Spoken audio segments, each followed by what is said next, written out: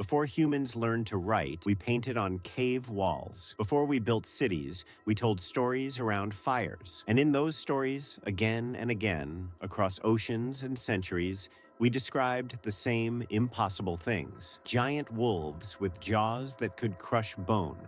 Serpents longer than rivers. Beings that looked almost human, but weren't. For thousands of years, we called them myths. But what if they were memories? What if the monsters we thought we invented were actually walking beside us, hunting in our forests, swimming in our seas? What if, before they vanished, they left something behind? Stories carved into our collective memory? This is about 18 creatures the world dismissed as impossible, and the evidence that suggests otherwise. Dire wolves. 10,000 years ago, the world was colder, and everything in it was larger. In Norse mythology, a wolf named Fenrir grows so massive that gods themselves cannot contain him. The Vikings didn't see this creature, but their ancestors might have. During the Ice Age, wolves the size of bears roamed the frozen plains, 25% larger than any wolf alive today, with jaws built to crush the bones of prey 3 times their size. We call them dire wolves now, but to the humans who survived alongside them, they were simply terror. They were specialists. Predators designed for a world of giants. When that world ended, when the megafauna they hunted went extinct, so did they. But the gray wolf, smaller and adaptable, survived. The question isn't whether Fenrir was real. It's whether the Vikings were retelling a story their ancestors couldn't forget. The frozen north wasn't the only place where giants walked. Thousands of miles south, in jungles so dense, sunlight barely reached the ground, something else moved through the shadows. The Mapinguari. Deep in the Amazon rainforest, indigenous tribes still speak of the Mapinguari, a creature standing upright, covered in reddish fur, with a mouth in its stomach and a scream that paralyzes prey.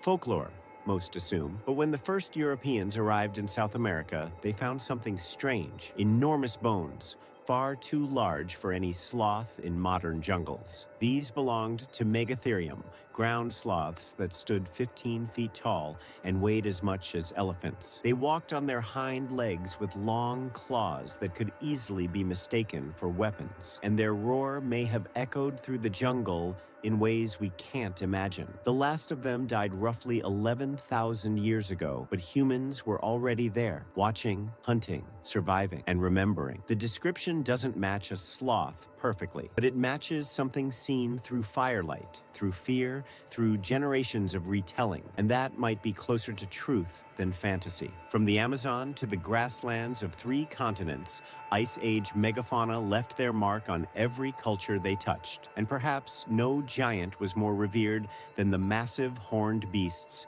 that once ruled the plains. Giant bovids. In Hindu tradition, sacred bulls and buffalo carry gods on their backs. In Greek mythology, massive horned beasts inspire both reverence and terror. In North America, indigenous paintings show animals so large they dwarf the hunters beside them. Were these exaggerations? Religious symbolism? Partially, but they may also have been documentation. Bison latifrons roamed the Ice Age grasslands, standing taller than a modern car, with horns spanning 8 feet from tip to tip. These were the largest bovids ever known, and for tens of thousands of years, humans hunted them, followed them, built entire cultures around their migration. Then climate changed. Humans became more efficient killers, and the giants fell. What remained were smaller descendants and stories of beasts that seemed too enormous to be real. But the cave paintings don't lie. We drew them, we knew them, and for a time, we lived in their shadow. The Cyclops. Ancient Greeks found massive skulls embedded in Mediterranean hillsides, skulls with enormous domes, and in the center of the face, a single gaping hole. To people who had never seen an elephant, this wasn't a nasal cavity. It was an eye socket. And if the eye socket was this large, the creature must have been a giant. Thus, the Cyclops was born, one-eyed, cave-dwelling, monstrous.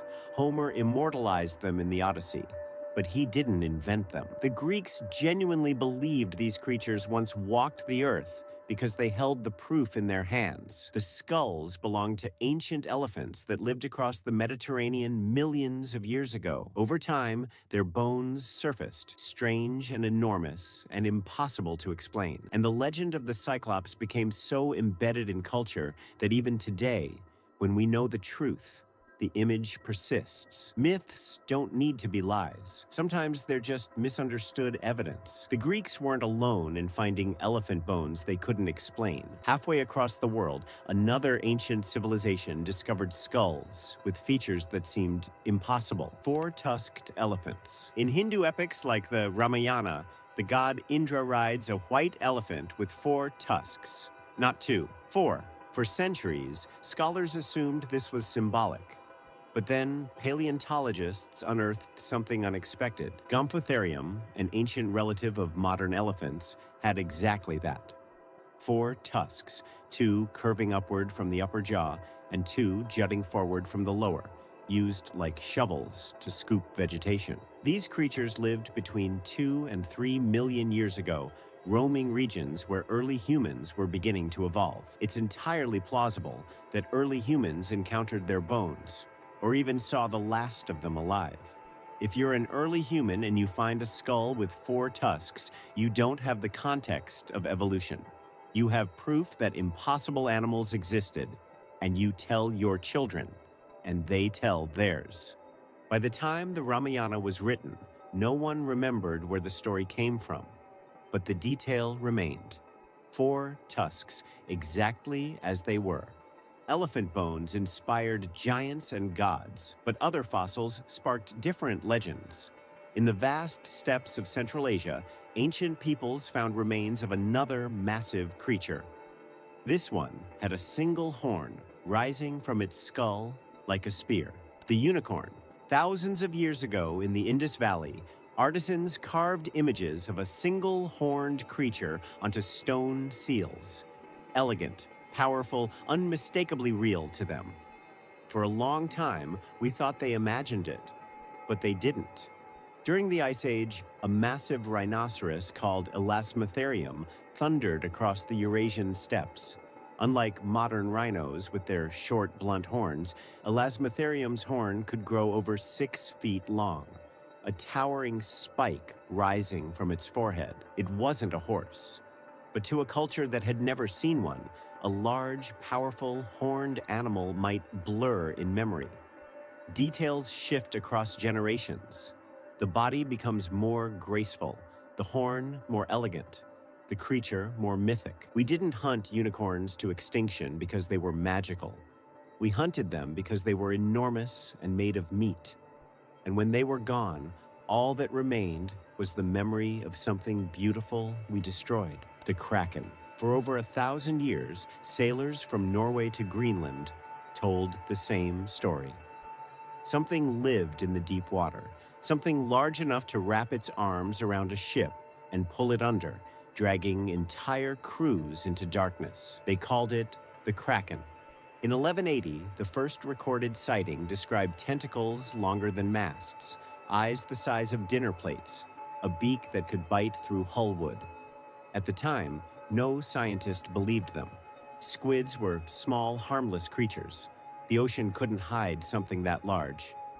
Then, in 1853, a carcass washed ashore in Denmark, 43 feet long, tentacles lined with suckers, a beak designed to tear flesh. Giant squids were real, and they were exactly where the sailors said they would be. But that's not the end of the story. Since then, we've found even larger specimens. Colossal squids with eyes the size of dinner plates and hooks on their tentacles. Creatures that hunt in complete darkness, at depths where the pressure would crush a human instantly. We've explored less than 5% of the ocean. Most of it is too deep, too dark, too cold for us to reach. So when sailors whisper about something massive moving beneath their ships, we can call it legend. Or we can admit we don't know what's down there. And maybe the Kraken isn't a myth at all.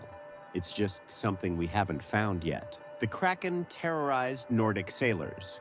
But in warmer waters, where ancient civilizations cast their nets and sailed their trade routes, another sea monster haunted the collective memory: Leviathan. The Bible describes a sea creature so powerful that no weapon can pierce it, no net can hold it. Its breath kindles coals, and flames pour from its mouth. For centuries, theologians debated whether Leviathan was metaphor or memory. Then, paleontologists found two creatures that fit disturbingly well. The first, Leviathan melvillei, a whale with teeth 18 inches long, jaws capable of crushing other whales. A predator that may have fought Megalodon and won. The second, Paleophis, a sea snake stretching over 30 feet, hunting the warm coastal waters where ancient civilizations fished and traded. Both are extinct now, but if you're fishing in the Bronze Age and something that enormous surfaces beside your boat, you don't forget it. You warn your children, you carve it into stone, you write it into scripture. The name Leviathan appears in Phoenician, Hebrew, and Ugaritic texts, always describing the same thing: a serpent of the sea, unkillable, unstoppable. Maybe it wasn't a single species. Maybe Leviathan was a word for anything in the ocean too large to comprehend. But the fear was real, and the creatures inspiring it were too. Ancient seas held terrors we can only imagine. But some bodies of water, even today, refuse to give up their secrets. In the Highlands of Scotland, one lake continues to inspire the same question: Loch Ness Monster. In the 6th century, an Irish monk named Columba reportedly encountered a beast in the River Ness: large, aggressive, reptilian. For 1,500 years, people in the Scottish Highlands reported similar sightings: long necks rising from the water, humps moving beneath the surface, something that didn't fit. In 1933, a photograph made it famous, and for decades the world debated: hoax, misidentification, mass delusion, probably all three. But here's what we know. Plesiosaurs, marine reptiles with necks like giraffes and flippers like paddles, ruled the oceans for over 150 million years. Then the asteroid hit, and they vanished alongside the dinosaurs. Except creatures we thought were extinct sometimes aren't. Coelacanths, believed gone for 66 million years, were caught alive in 1938. So the rational explanation is that Loch Ness sightings are misidentified eels, logs, or waves. But the reason people believe? Because we've found fossils that look exactly like the descriptions. And part of us wonders if something, somewhere, survived. Dragons. In China, dragons control rain and rivers, serpentine and wingless. In Europe, they breathe fire and hoard gold, scaled and airborne. Across every continent, in myths separated by oceans and millennia, humans describe the same thing: enormous reptiles, often flying, always dangerous. Why? Some say it's because we found dinosaur bones and filled in the gaps. But there's another answer. Quetzalcoatlus was real. A flying reptile with a wingspan wider than a fighter jet, standing as tall as a giraffe when grounded. It didn't flap. It soared, riding thermals like a glider, swooping down to snatch prey with a beak longer than a human arm. It lived 70 million years ago, long before humans. But bones last, and when ancient people unearthed massive skeletons with wings and beaks and claws, what else would they call them? The details shifted across cultures. Some imagined fire, others venom, but the core remained: gigantic reptiles that ruled the skies. They existed. We just arrived too late to see them. Dragons weren't the only winged creatures that haunted ancient imagination. Another hybrid beast appeared in cultures from Greece to Persia to Egypt, always described the same way: griffin, half lion, half eagle, protector of treasure, guardian of the divine. The griffin appears in Greek, Persian, and Egyptian mythology. Always the same combination: the body of a predator, the wings of a raptor. Ancient Greeks didn't create this image from nothing. They found fossils. In the deserts of Central Asia, where gold was mined, massive skeletons surfaced. Protoceratops and other beaked dinosaurs with bony frills, sharp beaks, and four-legged builds.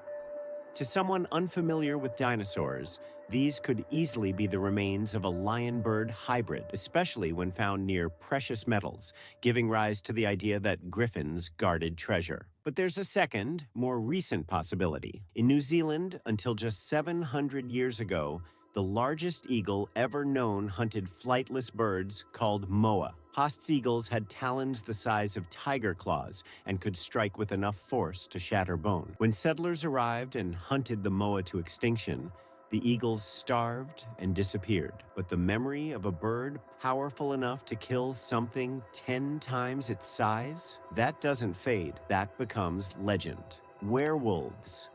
The transformation is always the same. A human under the full moon convulses and changes.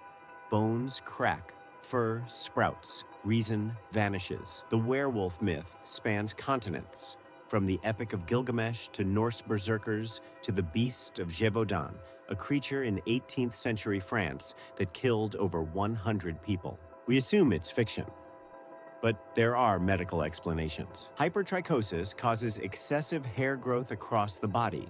Porphyria, a blood disorder, creates sensitivity to sunlight, receding gums, and sometimes hallucinations. Rabies, transmitted through bites, causes aggression, confusion, hydrophobia, and a compulsion to attack. Combine these with a large wolf or feral dog, and you have something that looks, acts, and spreads like the monsters in old stories. The Beast of Gévaudan was real. Over 60 attacks, massive hunts, descriptions of something larger and stranger than a normal wolf. It was eventually killed, but no one agreed on what it was. Maybe it was just an unusually large predator, or maybe something else, something sick, something that blurred the line between animal and nightmare. Werewolves transform under the moon, but another creature in folklore undergoes a different change. Not fur and fangs, but something darker. Vampires. Every culture has them. Creatures that return from death to feed on the living. Strigoi in Romania, Jiangshi in China, Asenbosum in West Africa. In medieval Europe, terrified villagers drove stakes through corpses. They weren't being superstitious. They were reacting to what they saw, because bodies don't decay the way we expect. Gases build up, making corpses appear bloated. Blood pools in the mouth. Hair and nails seem to grow. If you don't understand decomposition, if you open a grave weeks after burial and see these signs, it looks like the dead are still alive. Then there's porphyria again. The same disease that might explain werewolves also causes extreme light sensitivity, fang-like teeth due to gum recession, and a craving for blood to ease symptoms. Add rabies, which spreads through bites, and you have a disease that turns victims into something violent, nocturnal, and contagious. Vampires aren't real, but the conditions that created the legend were. The Yeti. In 1951, climbers near Mount Everest found enormous footprints in the snow. Humanoid, far too large for any known animal. For centuries, Sherpa communities spoke of the Yeti, a creature covered in white or reddish fur, standing upright, living in the highest peaks where few humans dare to venture. Skeptics dismissed it as folklore, but then came the footprints, the sightings, the unexplained sounds echoing through mountain passes. Here's what makes it strange. 3 million years ago, Australopithecus walked upright in Africa. As we evolved, so did others. Gigantopithecus, a primate standing over 9 feet tall, lived in Asia until at least 100,000 years ago. Most scientists believe it's extinct. But fossils only tell us where creatures died, not where they might have survived. The Himalayas are vast and unexplored. Isolated populations could theoretically persist in remote valleys. Is the Yeti real? Probably not. But the world still has places we haven't fully searched. Halfway across the world, another story emerged. Different mountains, different witnesses, but eerily similar descriptions. Bigfoot. In 1967, a shaky video captured something walking through the forests of Northern California, bipedal, muscular, covered in dark hair. For generations, Native American tribes spoke of Sasquatch, a forest giant that avoided humans, leaving only massive footprints and the occasional glimpse through the trees. The Pacific Northwest is dense with forest, millions of acres of wilderness where large animals could theoretically remain hidden. And we've been wrong before. Mountain gorillas weren't confirmed until 1902. The saola, a large mammal in Vietnam, wasn't discovered until 1992. Could Gigantopithecus, or something descended from it, have crossed the Bering Land Bridge into North America? Could small populations survive in the deepest forests? Probably not. But the reason people keep looking is because sometimes, in those places we haven't fully searched, we find things we thought were impossible. Giant apes hiding in mountains make for compelling mysteries. But some legends about hidden humanoids don't require remote wilderness. In the forests and caves of northern Europe, our ancestors told stories about beings that looked almost like us. Trolls. In Scandinavian folklore, trolls live in caves and forests. They're not graceful. They're stocky, rough-featured, and strong. And they seem almost human, but not quite. For a long time, we assumed they were invented to scare children. But there's another explanation. 40,000 years ago, Neanderthals lived across Europe. They weren't monsters. They were intelligent, tool-using humans, but they didn't look like us. They had thicker bones, prominent brows, wider noses. For thousands of years, Neanderthals and Homo sapiens coexisted. We interbred, we competed, and eventually they disappeared. But we remembered. Stories passed down through generations might have preserved the memory of those other humans, the ones who lived in the cold, who were stronger but fewer, who slowly faded from the world. Over time, the details warped. They became creatures instead of cousins, monsters instead of neighbors. But trolls might not be fantasy. They might be the last echo of a species we outlasted. Neanderthals weren't the only other human species we encountered. Far from the caves of Europe, on a remote island in Southeast Asia, another branch of humanity survived in isolation: hobbits. In 2003, archaeologists on the Indonesian island of Flores made an extraordinary discovery: skeletons of adult humans standing just over 3 feet tall. At first, they assumed it was a child or someone with dwarfism, but the bones told a different story. This was a separate species, Homo floresiensis, and they lived as recently as 50,000 years ago. They used stone tools. They hunted dwarf elephants. They survived alongside modern humans, at least for a time. Their small size wasn't a defect. It was adaptation. On isolated islands, animals often shrink over generations. So when Tolkien imagined hobbits, he wasn't entirely inventing. He was tapping into something older. Stories of small people living in hidden places exist across cultures. Maybe because at some point they were real. We didn't meet them in the Shire, but we might have met them in the jungles. And maybe, just maybe, some of those encounters survived in folklore. Giant serpents. Hindu mythology speaks of Vasuki, a serpent so massive it was used to churn the ocean. Norse legends describe Jormungandr, a snake that encircles the world.